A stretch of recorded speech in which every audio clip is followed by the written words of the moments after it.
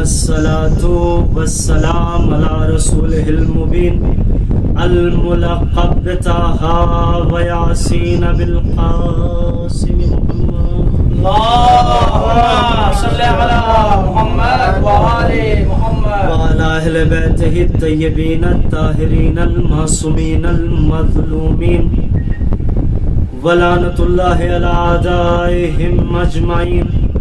أما بعد فقد قال رسول الله صلى الله عليه وآله وسلم أيها الناس هذا الحسين بن علي فاعرفوا صلاة اللهم صل على محمد وآل محمد. عزیزان محترم اور بزرگان قوم و ملت، عزاداران سید الشہداء، سن 1442 کی یہ سب سے پہلی مجلس ہے کہ جس کو خطاب کرنے کا شرف حاصل ہوا، اور اس مجلس میں جو موضوع گفتگو ہوگا وہ ہے عرفان حسین، معرفت حسین، حسین کا جاننا اور حسین کا پہچاننا.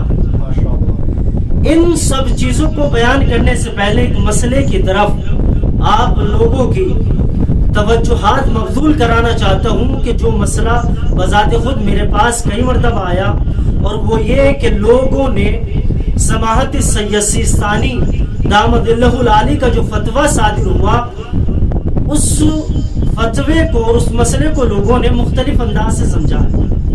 بعض لوگوں نے سمجھا کہ اس محرم الحرام میں مجالس کا توقف کر دیا جائے، جبکہ یہ بات واضح اور سامنے کی بات ہے کہ چاہے وہ مرجعیت نجف اشرف ہو یا مرجعیت قم مقدس ہو، کوئی بھی مرجعیت کبھی بھی کسی بھی دور میں کوئی بھی زمانہ آ جائے حسین کی مجلس کے توقف کا فتویٰ نہیں دے سکتی. ہاں، اگر اس فتوے کا ماحصل اور مدعا بتانا چاہوں تو اس میں درجہ بدرجہ انہوں نے قید و شروط رکھی ہے. انہوں نے کہا کہ عام طور پر آپ عزا خانوں میں جا کر، امام بارگاہوں میں جا کر امام حسین کا غم منایا کرتے تھے. اس مرتبہ آپ کو چاہیے کہ اگر آپ تمام ان تدابیر پر عمل کر سکتے ہو جو اطباء بتلا رہے ہیں، تو آپ کو چاہیے کہ امام بارگاہوں میں جا کر، عزا خانوں میں جا کر امام حسین کا غم مناؤ. لیکن اگر ان تمام تدابیر پر عمل نہیں کر سکتے تو کہنے کا مطلب یہ ہے کہ توقف نہ کرو، بلکہ ہم عزا خانوں اور امام بارگاہوں کا بدل آپ کو دیتے ہیں. آپ یہ کرو کہ ٹیلی ویژن پر آپ مجلسیں دیکھو، آپ فیس بک پر مجلسیں دیکھو، آپ یوٹیوب پر مجلسیں دیکھو. یہ آپ نہیں کر سکتے کسی ایسے قریے میں ہو کہ جہاں پر یہ ساری چیزیں متوفر نہیں ہے، تو ہم اس کا بھی بدل آپ کو دیتے ہیں کہ اپنے گھروں میں مجلسوں کا انعقاد کرو. گویا اگر اس کل فتوے کو نچوڑ کر ایک جملے میں پیش کروں تو وہ یہ ہے کہ پہلے آپ عزا خانوں میں جا کر امام حسین کا غم منایا کرتے تھے. گویا امام حسین کا غم منانے کے لیے آپ محتاج تھے عزا خانے کے. آج یہ ہے کہ اس وبا کے رہتے ہوئے ہر گھر کو عزا خانہ بنا دو، ہر گلی کوچے کو عزا خانہ بنا دو. سلوات بھیجے محمد والے محمد پر.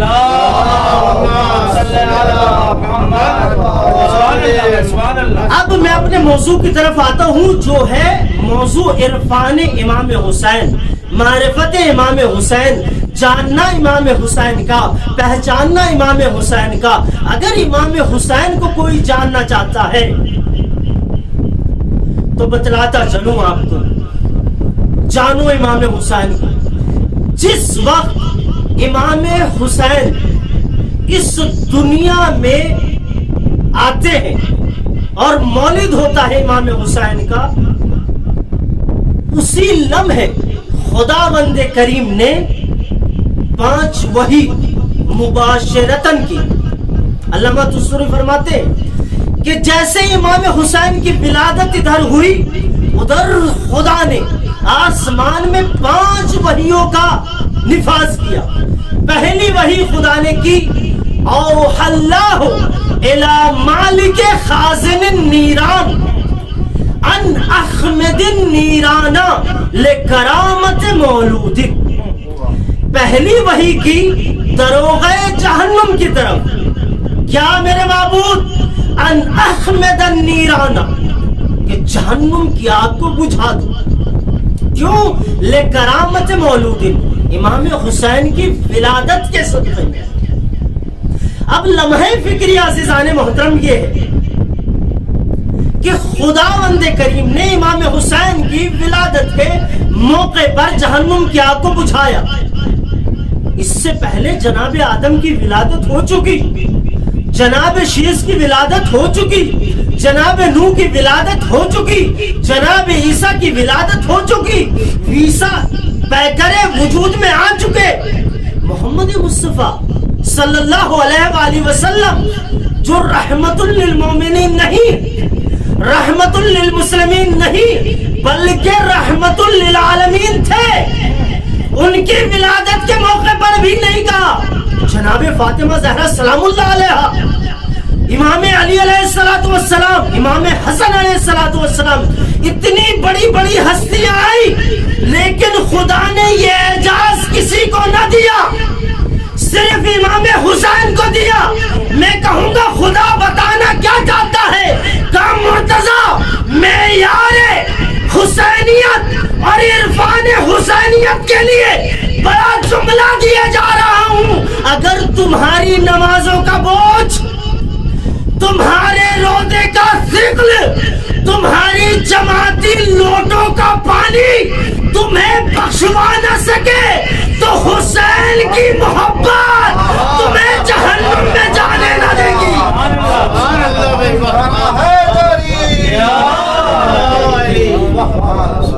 حسین کی محبت تمہیں جہنم میں داخل نہ ہونے دو گی. مرحلہ فکریہ پھر یہ بھی ہے کہ اس جہنم میں جلنے والا کون ہے، اس جہنم میں سزا پانے والا کون ہے، اس جہنم میں عذاب کس کے اوپر ہو رہا ہے. عذاب ہو رہا ہے قابیل کے اوپر، عذاب ہو رہا ہے نمرود کے اوپر، عذاب ہو رہا ہے شداد کے اوپر، عذاب ہو رہا ہے فرعون کے اوپر. بھائی آیا کوئی حسینی جہنم میں جل رہا ہے؟ نہیں. کوئی علوی جہنم میں جل رہا ہے؟ نہیں. پیدا ہو رہے حسین، عذاب سے بچایا جا رہا ہے فرعون کو. یعنی جتنے کے جتنے جہنم کے عذاب میں مبتلا تھے وہ سارے کیا تھے؟ یا کافر، یا مشرک، یا منافق. میرے معبود جلنے والا ہے کافر، مشرک، منافق. پیدا ہونے والے ہیں حسین. معیار کیا ہے؟ کہاں بتانا چاہتے ہیں کہ دیکھ لو، سمجھ لو، حسین وہ بابرکت انسان ہے کہ جس کی ولادت کے صدقے میں اپنے دشمنوں کو جہنم کی آگ سے بچا لے رہا ہوں. تو جو عرفان امام حسین لے کر قیامت کے دن میرے سامنے آئیں گے میں جہنم میں کیسے ڈھکیلوں گا؟ وہ جہنم میں جا نہیں سکتے. پہلی وحی ہوئی، 5 وحی ہوئی ہے. اگر میں 5 پڑھوں تو اپنے وقت سے اضافی ہو جائے گا انشاءاللہ وقت میں، کیونکہ بات کو مکمل کرنا ہے. پہلی وحی ہوئی مالک نیران کی طرف، دوسری ہوئی وَأَوْحَى اللَّهُ إِلَى رِضْوَانٍ أَن زُخْرِفَ الْجِنَانِ.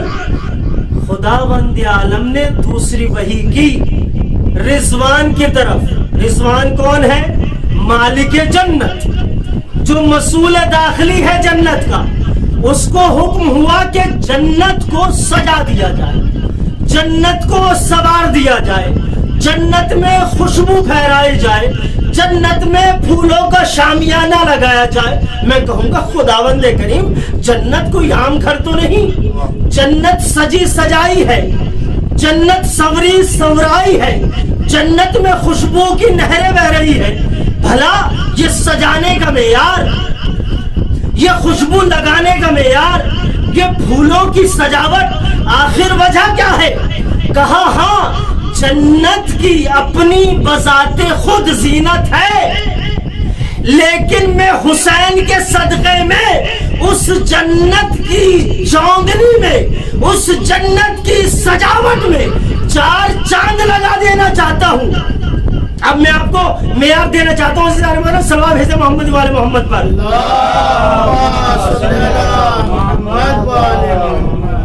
جنت کی ذاتی سجاوٹ ہے, جنت کی ذاتی زینت ہے, جنت میں خوشبوئیں موجود ہیں, لیکن خدا کہہ رہا خوشبو لگاؤ, زینت کرو, سجاؤ, سنوارو. پتا چلا کہ ولادت کے موقع پر محفلیں منانا جائز ہے.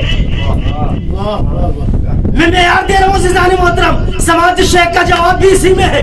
ولادت کے موقع پر محفلیں منانا صرف جائز نہیں بلکہ سنت الہی ہے. محفل کے موقع پر, ولادت کے موقع پر محفلیں کرنا, دعوتیں کھلانا, خوشبوئیں لگانا, گھر کو سجانا, گھر کو سنوارنا, خوشبو کا بانٹنا, یہ جائز نہیں بلکہ سنت الہی ہے, لیکن ایک شرط کے ساتھ. وہ شرط یہ ہے کہ ولادت میمونہ ہو, منحوسہ نہ ہو. ولادت میمونہ ہو, منحوسہ نہ ہو. اس لیے کہ بہت سے لوگ تھے جنہوں نے چاہا کہ اپنے رہبروں کی ولادت پر جشن منائے, لیکن منا نہ سکے. کیوں؟ اس لیے کہ تاریخ ولادت نہ ملی, اور اگر تاریخ ولادت جھوٹی گھڑی ہوئی مل بھی گئی تو سوچتے تھے کہ ولادت کے موقع پر کہے کیا. بھائی جب پیدا ہوئے تو کافر, باپ بھی کافر, ماں بھی کافر, بھلا جملہ کہے تو کہے کیا. پتا چلا جشن منانے کے لیے ولادت کا میمونہ ہونا ضروری ہے, جو ڈنکے کی چوٹ پر کہہ سکے کہ اس کا باپ کل ایمان ہے, اس کی ماں جنت کے نہیں بلکہ عالمین کی نساء کی سردار ہے, اس کا بھائی جنت کے جوانوں کا سردار ہے. سلام محمد وآل محمد.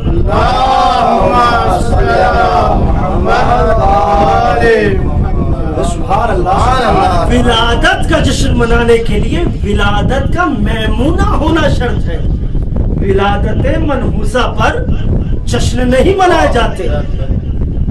تو وہی تیسری وہی خدا نے بڑی عجیب کی ہے عزیزان محترم, اور وہ یہ ہے اوحی اللہ الی الجبرائیل ان اہبط الی النبی محمد فی 1000 قبیل والقبیل 1000 ملک علی خیول مسرجہ. خدا نے جو تیسری وحی کی ہے وہ یہ کی ہے کہ جبرائیل ایسا کرو, امام حسین پیدا ہوئے ہیں, جاؤ امام حسین کی ولادت کے موقع پر رسول خدا کو تہنیت اور تبریک پیش کرو. کہا معبود ٹھیک ہے جاتا ہوں. کہا نہیں ایسے نہ جانا, جانے کے کچھ قیود اور شروط ہیں. کہا معبود کیسے جاؤں؟ فی 1000 قبیل. کہا ایسا کرو قبیلے لے کر جاؤ, ملائکہ کے گروہ در گروہ لے کر جاؤ. کتنے گروہ معبود؟ کہا 1000 گروہ. کہا ٹھیک ہے معبود 1000 گروہ لے کر جاتا ہوں. کہا 1000 گروہ بھی ایسے لے کر نہ جانا. وفی القبیل 1000 ملک. ہر قبیلے میں ہر گروہ میں 1000 ملک موجود ہونے چاہیے. اب بھی سمجھ میں نہیں آیا. خدا بندے کریم کو حسین کی نسبت سے, حسین کی نسبت میں انفرادیت پسند نہیں بلکہ جلوس پسند ہے. کیسے نہ جانا جبرائیل, جلوس کی شکل میں جانا. ٹھیک ہے معبود جیسا تو کہہ رہا تھا جلوس لے کر جاؤں گا. اب جو جلوس پر اشکال کرتے ہیں وہ سوچ لیں. جلوس لے کر جاؤں گا. جلوس بھی ایسے نہیں لے کر جانا. जुलूस को ले जाने के लिए भी शर्त है। का मौला क्या? अला खुयूल मुसर्रजा, का जुलूस जो है मलका जोड़कर न जाएंगे, सारे के सारे मलक घोड़ों पर सवार होकर जाएंगे। पता चला कि खुदाबंदे करीम को हुसैन के साथ सिर्फ जुलूस ही नहीं बल्कि जुलूस के साथ साथ जुलजना की निस्बत भी बड़ी पसंद है। अब सोच ले, वो लोग जिनके निकाह जुलजना और जुलूस से टूट जाते हैं, पता चला तुम्हारे निकाह सुन्नत इलाही पर नहीं हुए बल्कि सुन्नत शैतानी पर हुए हैं। सलात वर मोहम्मद व आले मोहम्मद, अल्लाहुम्मा सल्ली अला मुहम्मद व आले मुहम्मद। इससे बुलंद तरीन सलवात भेज दे मोहम्मद व आले मोहम्मद। अल्लाहुम्मा सल्ली अला मुहम्मद व आले मुहम्मद। सुभान अल्लाह। कैसे न जाना जिब्राइल, जरूरी है कि आप जुलूस की शक्ल में जाओ, जरूरी है कि वो जुलूस जो वो खुयूल के ऊपर का मौला जो हो वैसे ही जाऊंगा। अब तारीख और रिवायतों ने लिखा कि जनाब जिब्राइल चले, अब अजीब लफ्ज कह रहा हूँ, आसमान से जमीन की बुलंदियों की तरफ, जबकि आसमान बुलंद है जमीन नीची है, लेकिन आज जमीन के साथ बुलंद निस्बत लगी हुई है हुसैन की तरफ से। अब चले जिब्राइल आसमान से जमीन की बुलंदियों की तरफ। अब कुछ लम्हे चले थे, किसी वादी से आवाज आई, भाई फित्रुस कहाँ जा रहे हो? कहा भाई, जनाब फित्रुस का सवाल है, भाई जिब्राइल कहाँ जा रहे हो? जनाब जिब्राइल ने नीचे की तरफ देखा कि एक फरिश्ता है जो वादी में 700 साल से पड़ा हुआ है। कहा भाई फित्रुस? रसूल खुदा के यहाँ जा रहा हूँ, रसूल खुदा के यहाँ उनके नवासे की विलादत हुई है, तहनीयत के लिए जा रहा हूँ।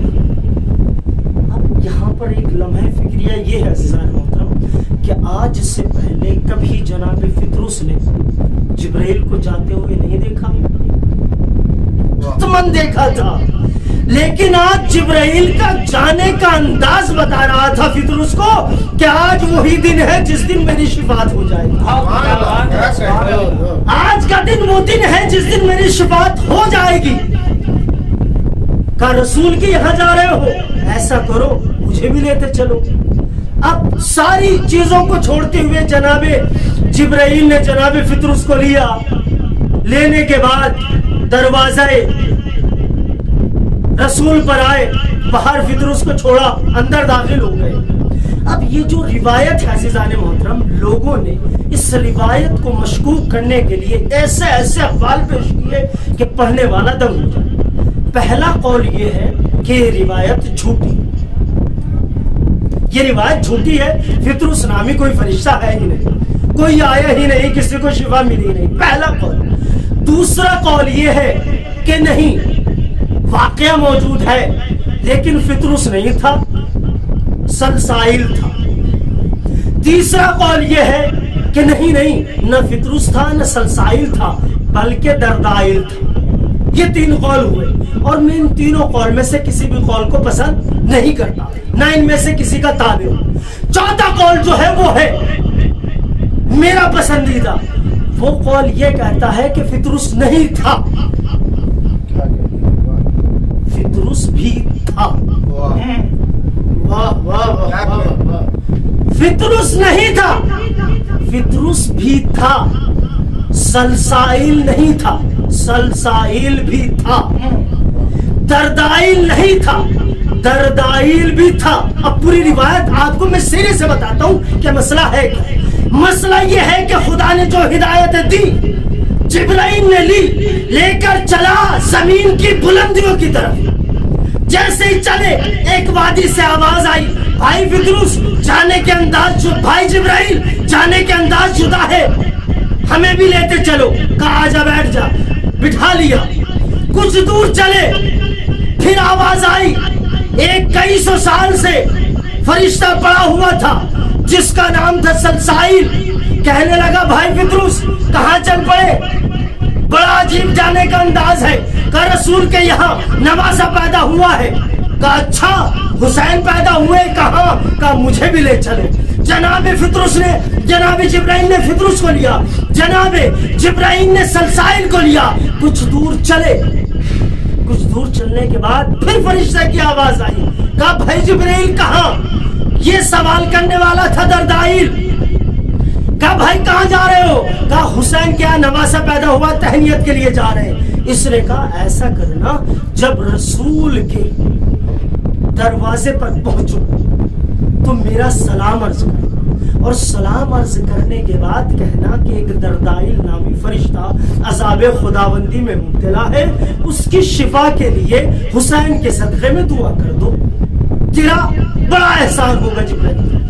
अब ये अज़ीज़ान मोहतरम, मैंने पूरा वाक़या आपको बताया, पूरी रिवायत आपको बताई, लेकिन एक जगह आपने गौर किया कि जनाब फितरुस को उठाते हुए या जनाब सलसाइल को लेते हुए आया जिब्राइल ने खुदा से इजाजत तलब की? कोई छोटे से छोटी रिवायत, कोई छोटे से छोटी किताब में मुझे ये दिखा दे कि हाँ जिब्राइल ने पलट कर खुदा से पूछा, माबूद कहे तो उठा लूं या रहने दूं? कहे तो माबूद उठा लूं या रहने दूं? जिब्राइल कौन है? जिब्राइल है अपने फेल में मोहताज खुदा की मर्जी का। जनाबी यूसुफ कुएं में पड़े रहे, गया नहीं जिब्राइल। जनाबे अय्यूब बीमार रहे, जिब्राइल ने हरकत न की। जनाबे यूसुफ परेशानियां उठाते रहे, हरकत नहीं की। जनाब इब्राहिम आग के बाजू में खड़े हुए थे, जनाब जिब्राइल ने उस वक्त तक हरकत न की जब तक इसने परवरदिगार ना हुआ। मैं कहूंगा जिब्राइल मेयार क्यों बदलता है?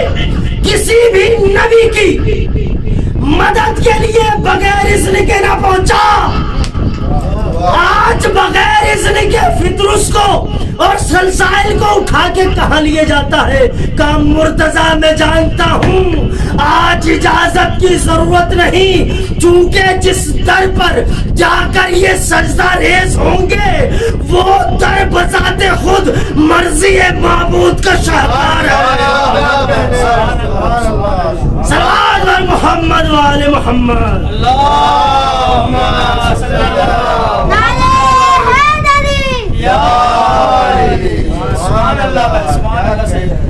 वो दरवाजा बजाते खुद मर्जी माबूद का शाहकार है।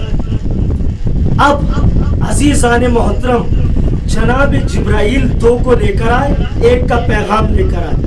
पैगाम अब आने के बाद रसूल खुदा पर सलाम किया, सलाम दुआ होने के बाद कहा खुदावंद आलम की तरफ से फला फला तहनीयत आपकी तरफ आई है, और खुदावंद आलम ने फरमाया है कि या रसूल अल्लाह, हमने इस बच्चे का नाम हुसैन रखा है, आप इसका नाम हुसैन रख दो। नाम बच्चे का हुसैन रख दिया गया, सारी बातें हो गई, तहनीयत पेश हो चुकी। उसके बाद जनाब जिब्राइल कहते हैं, मौला एक फितरुस नामी फरिश्ता, एक दरदाइल नामी फरिश्ता आया है, वो शिफा चाहता है आपकी बारगाह में। कहा ठीक है, फितरुस को मेहदी हुसैन से मस कर दो, शिफा पा लेगा। जनाब जिब्राइल ने उठाया, मस किया, शिफा मिल गई। का मौला दरदाइल भी है। फितरुस ने दरदाइल को उठाया, इमाम हुसैन के बाजू से मस किया, शिफा मिल गई। का मौला एक फरिश्ता और है कि जिसका नाम सलसाइल को शिफा मिली कत्फ से। मौला एक फरिश्ता और है जिसका नाम है दरदाइल, उसने कहा है कि दुआ करा देना। अब रसूल खुदा ने इमाम हुसैन को अपनी आगोश में लिया, लेने के बाद आसमान की तरफ बुलंद किया। बुलंद करने के बाद रसूल खुदा कहते हैं, मेरे माबूद बड़ी है तेरी जात, इस मौलूद के सदक़े में दरदाइल नामी फरिश्ते के गुनाह को माफ कर दे। गुनाह माफ हो चुकी, लेकिन मैं सवाल करना चाहूंगा, या रसूल अल्लाह, एक को शिफा दी मेहदी हुसैन से, दूसरे को शिफा दी इमाम हुसैन के कत्फ से, तीसरे को शिफा दी इमाम हुसैन के सदक़े में, आखिर में यार क्या है? बताना क्या चाहते हैं? अजब नहीं, आवाज़ रसूल आए, हम मेयार देना चाहते हैं कि अगर कायनात का कोई भी बंदा, मलक तो मलक, کائنات کا کوئی بھی بندہ کسی بھی مشکل میں گرفتار ہو اور وہ حسین کے زمانے میں موجود ہو تو حسین سے مسکر کر شفا حاصل کر لے، اور اگر حسین کے زمانے میں موجود نہ ہو تو جس طریقے سے فطرس مہدی حسین سے شفا پا رہا ہے ویسے ہی تمام لوگ ذریعہ امام حسین سے، علم امام حسین سے، تمام چیزوں سے جو حسین سے نسبت رکھتی ہے شفا ملتی رہے گی۔ اور اگر کوئی ایسا مقام ہو جہاں نہ حسین ہو، جہاں وہ نسبتیں بھی نہ ہو جو حسین سے رکھتی ہے، تو صرف حسین کے صدقے میں خدا سے دعا مانگو، جو مانگو گے وہ ملے گا۔ سبحان اللہ، صلاۃ و محمد وآل محمد۔ اللہم صلی علی محمد وآل محمد۔ سبحان اللہ، جو مانگو گے ملے گا۔ تین فرشتے، تینوں کو شفا ملی، لیکن جناب فطرس کو جو شفا ملی، شفا کے بعد جناب فطرس کا ایک جملہ میں چاہتا ہوں آپ تک پہنچا دوں۔ وہ جملہ کیا ہے؟ جیسے شفا ملی جناب فطرس کہتے ہیں وَلَهُ عَلَيَّ مَكَافَاتٍ، یا رسول اللہ حسین نے ولادت کے موقع پر مجھے شفا دلوائی ہے، وَلَهُ عَلَيَّ مَكَافَاتٍ، لیکن میں حسین کو ریٹرن گفٹ دینا چاہتا ہوں۔ آپ کسی کو جب گفٹ دیتے ہیں تو سامنے والا آپ کو ریٹرن کرتا ہے نہیں۔ مثلا کسی کے یہاں ولادت ہوئی، آپ بچے کے لیے تحفہ لے کر جاتے ہیں تو آپ کو ریٹرن گفٹ یا تو اسی وقت دیتا ہے، یا اگر اس وقت نہ دے تو جب آپ کے یہاں ولادت ہوتی ہے تو ضرور وہاں سے گفٹ آتا ہے۔ تو یہ بھی بدعتوں میں سے نہیں ہے، بلکہ یہ سنت ملائکہ اور بذات خود فطرس کی سنت ہے۔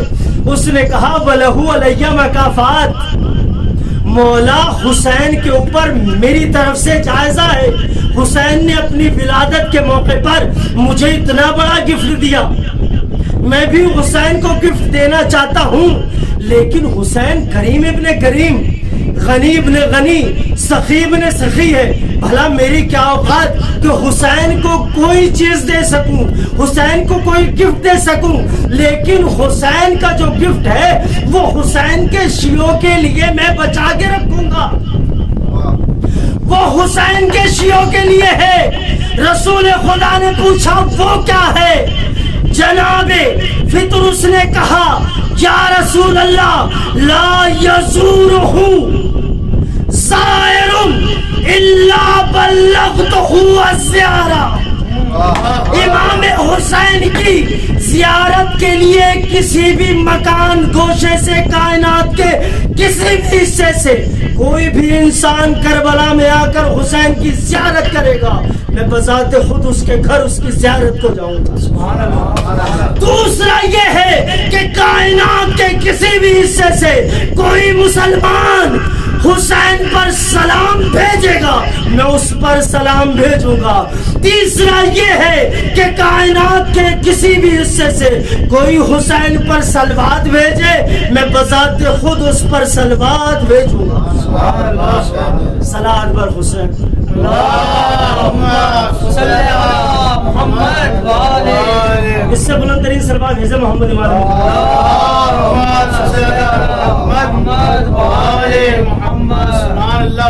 یہ ہے حسین۔ ایھا الناس ھذا الحسین ابن علی فاعرفوہ، لوگو یہ حسین ابن علی ہے، اسے جان لو، پہچان لو۔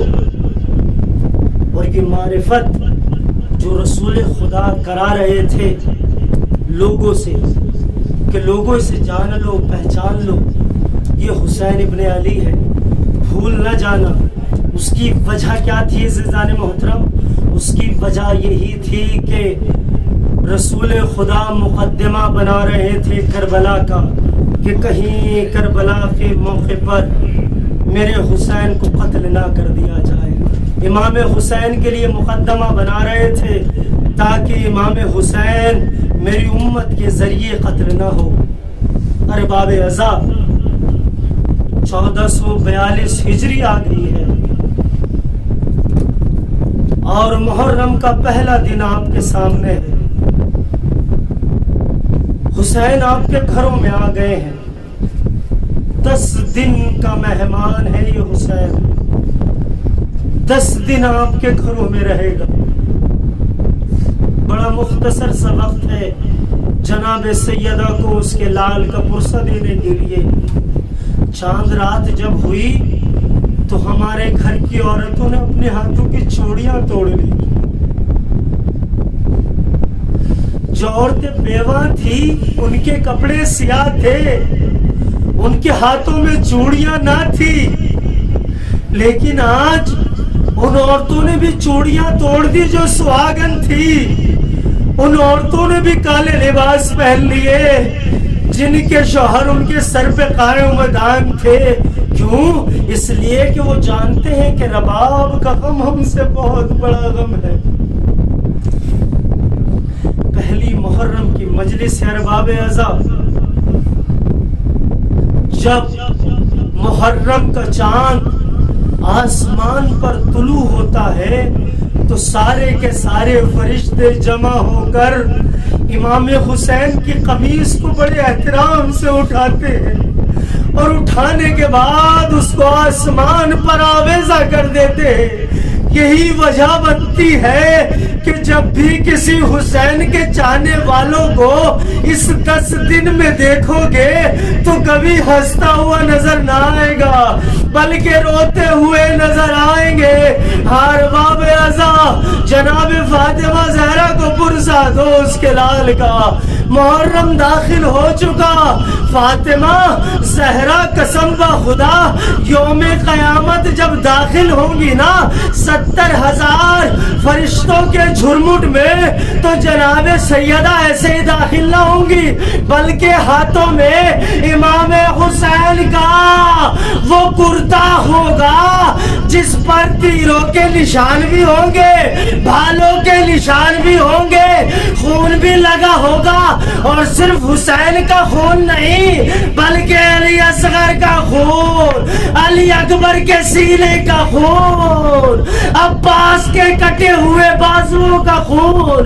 ارباب اعضا آ گیا محرم. سائدانیوں نے بالوں میں کنگھیاں کرنا چھوڑ دی, زینتیں کرنا چھوڑ دی. ارباب اعضا آج کے دن جو مصائب پڑھے جاتے ہیں وہ مدینے سے روانگی کے مصائب پڑھے جاتے ہیں. امام حسین چاہتے ہیں کہ مدینے کو الوداع کہے. اس رات میں جناب امام حسین نے سوچا کل صبح تو میں مدینے سے چلا جاؤں گا, چلو ایسا کرتا ہوں اپنے نانا کی زیارت کر لیتا ہوں. تاریخ نے لکھا جب حسین اپنے گھر سے لکھے تو قدم بڑے آہستہ آہستہ رکھ رہے تھے, بہت آہستہ آہستہ چل رہے تھے. لیکن جیسے ہی روزے رسول کے قریب جاتے رہے اور سامنے سے جناب رسول خدا کی قبر نمودار ہوئی, حسین بچے کی طرح دوڑے اور دوڑ کر رسول خدا کی قبر سے لپٹ گئے.